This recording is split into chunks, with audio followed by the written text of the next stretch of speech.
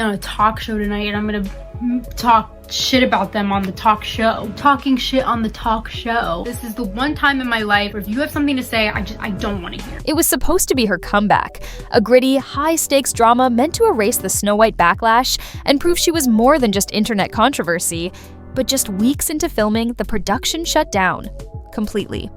No delay, no retooling, just done. It's also really important to me that I share with you not only the really good, exciting moments, but also like the little blips where I just don't feel great. I think that's really important that you see me as a human being, because I think a lot of people don't. So I don't know. I want that disclaimer up. And the official explanation? It doesn't add up. Insiders are whispering about shouting matches, walk-offs, and one central figure who allegedly set the whole thing ablaze. You shouldn't be cursing, but I'm gonna do it anyways because I have no self-control. Sorry, Mr. Mouse. And if the rumors are true, Rachel Zegler has fumbled her second chance, and her career might be done. That she believes that she should be able to express herself and speak her truth, or whatever nonsense, regardless of the consequences to everybody else. But how did one of Hollywood's rising stars go from red carpets to radio silence? Let's break it down. For months, industry watchers knew Rachel Zegler needed a win. After a string of tone-deaf interviews and that infamous Snow White controversy, where she managed to offend both Disney loyalists and her own fanbase, this new film was billed as her redemption arc. A stripped-down, character-driven drama. No fairy tales, no CGI, just pure acting chops. There's two of me. Double the trouble, am I right? You can't check in. You're not an adult. The studio put serious weight behind it. Big budget, respected director, everything lined up for a clean image reset. But then, the production just stopped with a scheduling conflict. Let's check in with the star of the movie, Rachel Zegler, being totally normal here.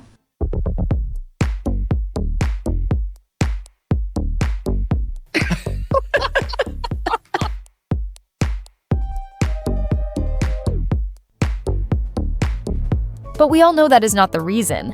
According to multiple crew members, the problems didn't erupt overnight. It started with little things.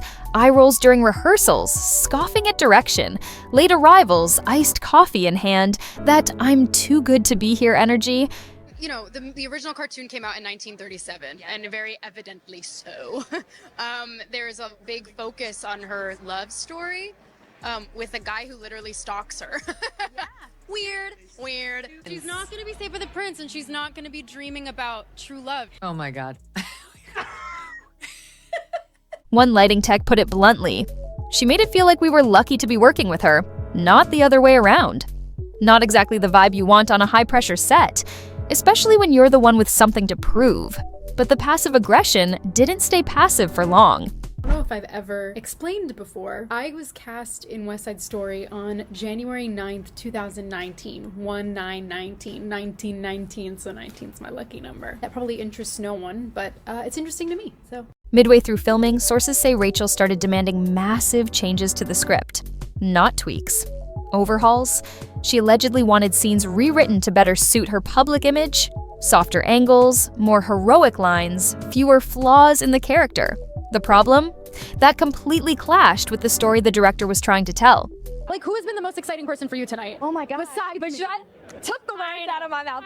When the director pushed back with what crew described as standard notes, things like hit your mark and dial down the delivery, Rachel reportedly exploded. In front of everyone.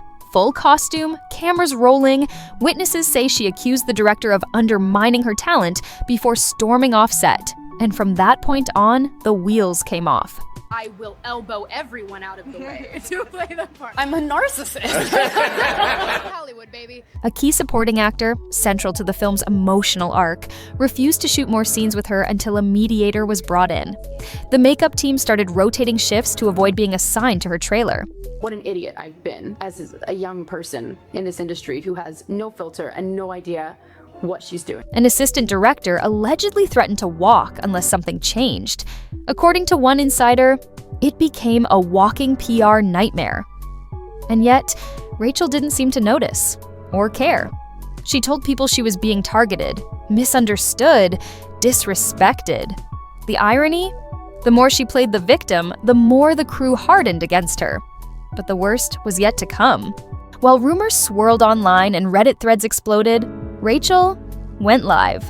No formal statement, no lawyer-approved damage control, just her, a hoodie, sarcasm cranked to 11, and a tone that said, "I'm not taking any of this seriously." She joked, she rolled her eyes, she mocked the rumors, she said people were ignoring her calls and shrugged like it didn't matter. But it did. Allegedly, that live stream violated her NDA. Multiple sources claim she broke non-disparagement clauses by mocking the production while it was still in motion. Legal teams were reportedly brought in to dissect her every word, frame by frame. Because if the studio could prove she breached her contract, they wouldn't need to reshoot.